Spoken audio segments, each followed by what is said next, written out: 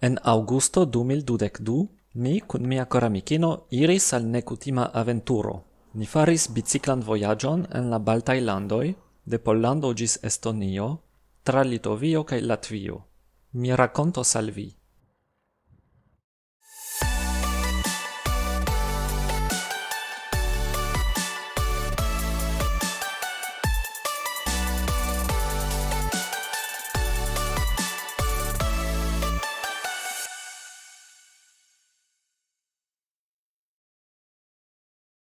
Jen la plano. Unue, ni iros per trajno de Aŭstrio ĝis la nordoriento de Pollando. Poste, ni provos iri per biciklo tra Litovio, Latvio kaj Estonio. Se estos tro malfacile aŭ mankos tempo, ni povos uzi trajnojn aŭ busojn. Kaj fine, ni revenos per aviadilo de Talino. Planita daŭro 2 semajnoj. Do ek! Ni finpretigis la biciklojn hieraŭ kaj ellitiĝis tre frue por iri al la stacidomo. Ni ŝanĝas trajnon en Katovice kaj Varsovio, kaj post longa tago ni alvenas al Bjalistoko, kie ni tranoktas en la klubejo de la Esperanto-Societo.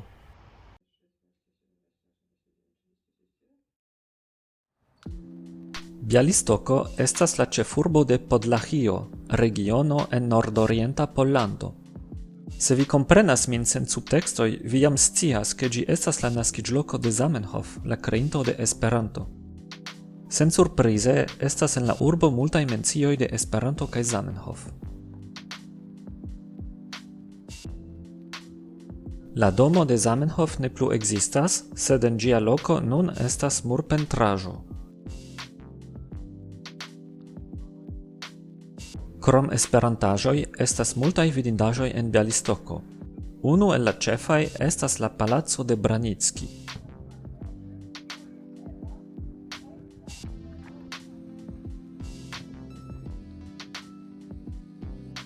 Ni estas en la placo Kościuszko, en la centro de la urbo, kie estas bela piedira zono.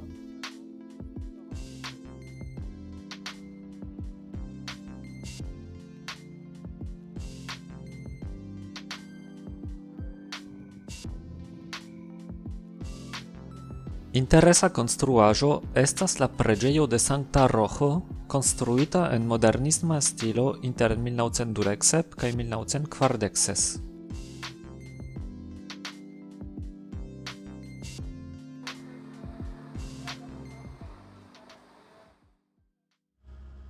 Post tiu mallonga vizito de Bjalistoko, ni iras al nia sekva celo per trajno. Suwałki, urbo en la nordoriento de Pollando kun 70,000 loĝantoj, kie ni tranoktos en gastejo antaŭ ol komenci la biciklan parton de la vojaĝo.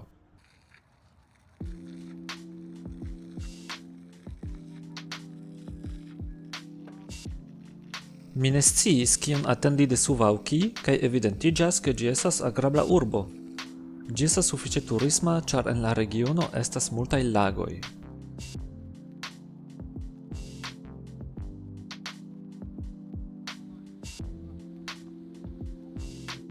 Cetere, mi estas agrable surprizita, ke estas tiom da biciklaj vojoj en Bjalistoko kaj Suwałki. Ni vespermanĝas en tatara restoracio. Estas malgranda malplimuto de tataroj en nordorienta Pollando kaj Litovio, kaj ili havas propran kuirartan tradicion kun bongustaj pladoj. Kaj nun ni iru dormi. Morgaŭ estos granda tago.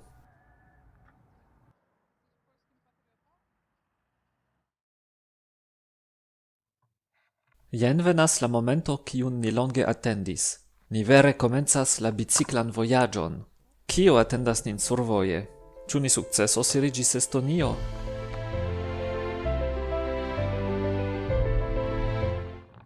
Mi eraris, ni devis iri maldekstren.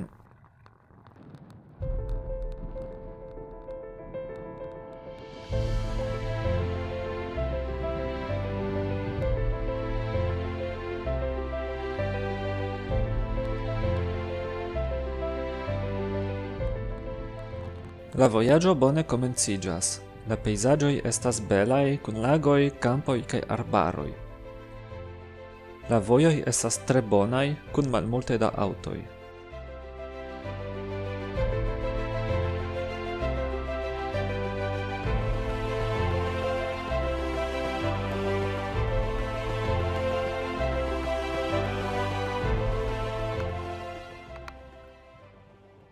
Post 2 horoj kaj duono ni alvenas al Punsk. Ĉi tiu vilaĝo estas la centro de la litova komunumo en Pollando, kaj ni jam komencas aŭdi la litovan lingvon.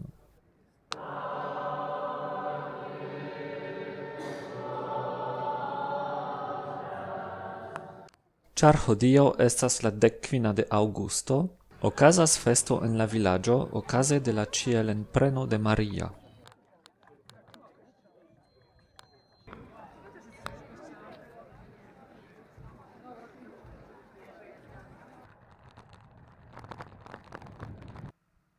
Nur kelkajn kilometrojn poste ni jam atingas la litovan landlimon.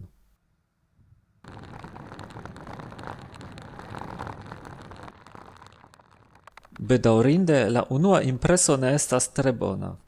Ni volis eviti la ĉefan ŝoseon, kiu iras de Suwałki al Mariampole, do ni elektis itineron kun malgrandaj vojoj. Kaj ni rapide lernis, ke en Litovio malgranda vojo ofte signifas sen asfalto. Nu, mi preferas tion ol bicikli apud kamionoj.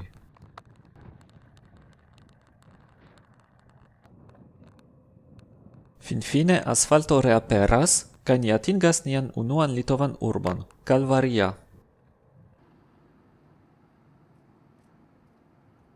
Kun tia kristana nomo estas kompreneble preĝejo.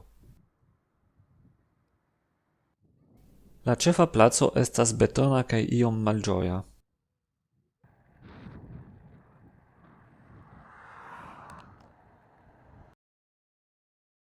La ĉefa vojo ne estas tiom agrabla, do ni denove elektas vojetojn por kelkaj kilometroj.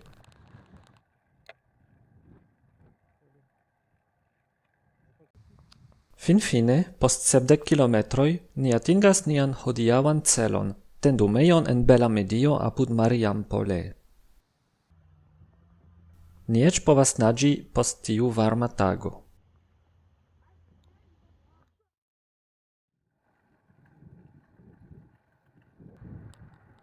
Nia unua halto hodiaŭ estas Mariampole, urbo en la sudo de Litovio. Ĉi tio estas statuo de Vytautas, grandprinco de Litovio en la 14. kaj 15. jarcentoj.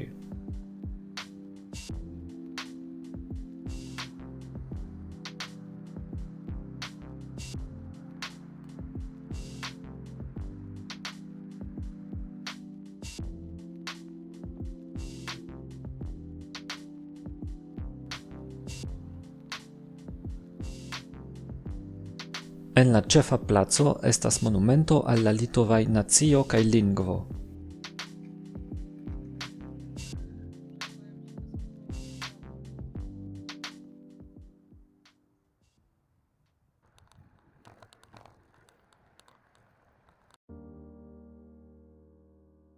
Post Mariampole ni sekvas biciklan vojon apud la aŭtoŝoseo.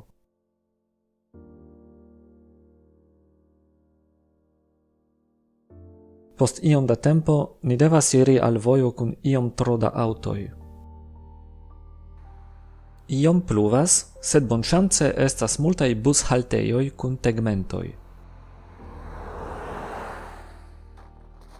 Meze de nenio estas monumento al Kazis Grinus, prezidento de Litovio dum kelkaj monatoj en 1926. Estas tro da aŭtoj por ni, do ni decidas iom devojiĝi por serĉi paralelan vojon kun malpli da trafiko. Ĉi tiu bicikla vojo estas bona surprizo.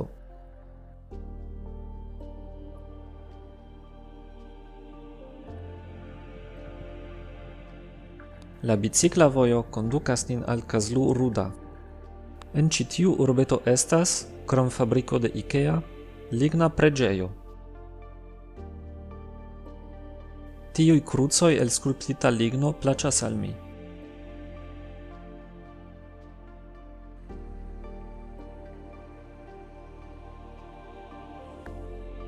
Ni trovis la vojon kun malmulte da trafiko, kiun ni serĉis.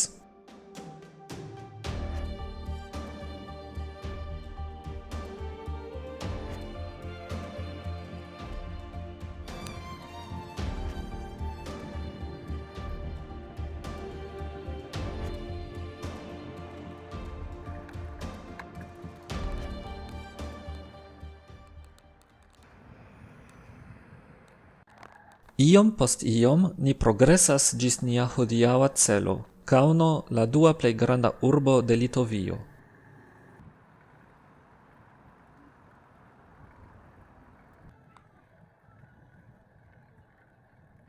Tie ni rezervis ĉambron por 2 noktoj. Ĝi troviĝas ĉe la avenuo de Libereco, granda piedira strato en la centro. Tie estas alia statuo de Vytautas. Li havas multajn statuojn en Litovio.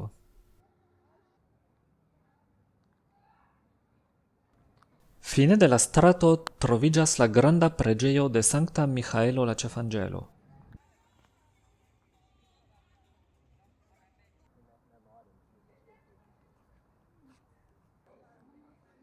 La ceteron ni vizitos morgaŭ, nun ni iras vespermanĝi. Estas bona okazo gustumi kelkajn litovajn pladojn. Unu el la plej famaj estas la malvarma barĉo, bongusta beta supo, kiu estas refreŝiga en somero. Ĉi tie ni havas fungan supon servitan en pano.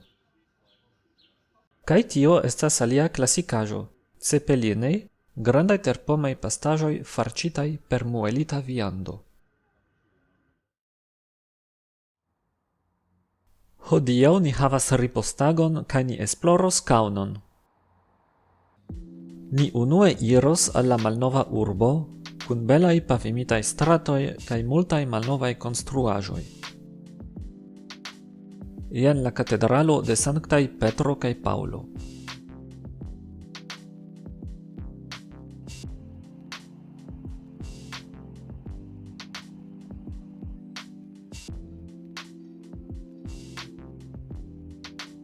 Tiu alta blanka konstruaĵo ne estas preĝejo, sed la urbodomo.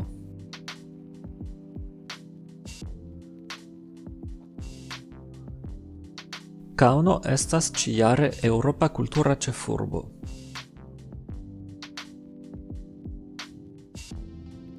La plej grava monumento en Kauno estas la kastelo. Hodiaŭ restas triono de la origina kastelo el la 14. jarcento. Eblas supreniri ŝtuparon por pli bone vidi la ĉirkaŭaĵon.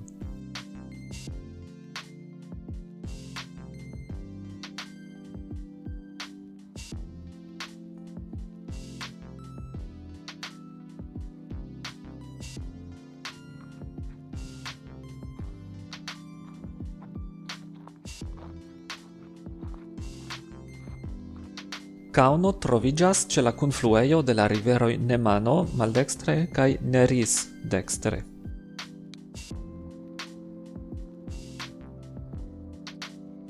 Ni nun trairas la ponton super Nemano, per kiu ni alvenis hieraŭ, kaj supreniras per funikularo al monteto kun bela panoramo.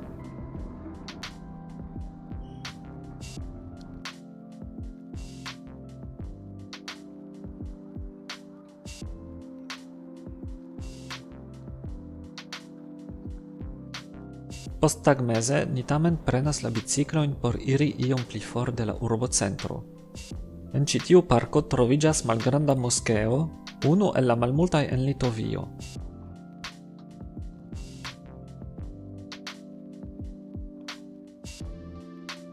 Se mi bone komprenis, tio estas ortodoksa katedralo kaj tuj malantaŭ ĝi estas ortodoksa preĝejo. Alia funikularo, kiu eĉ akceptas biciklojn, kondukas nin al Žaliakalnis, laŭvorte la verda monteto, sur kiu staras granda betona preĝejo.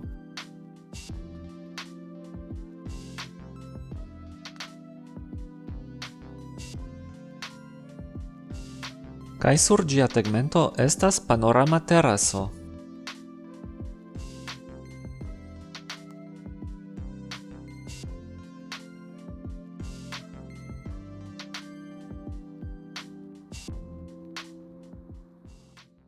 Kauno estas bela urbo, kie estas multo por vidi. Se vi visitos ĝin, indas resti plurajn tagojn. Kaj nun ni devas ripozi, ĉar morgaŭ atendas nin longa biciklado. Dankon, ke vi spektis. Venonfoje vi vidos, kiel ni provis trairi Litovion per biciklo kaj atingi Latvion.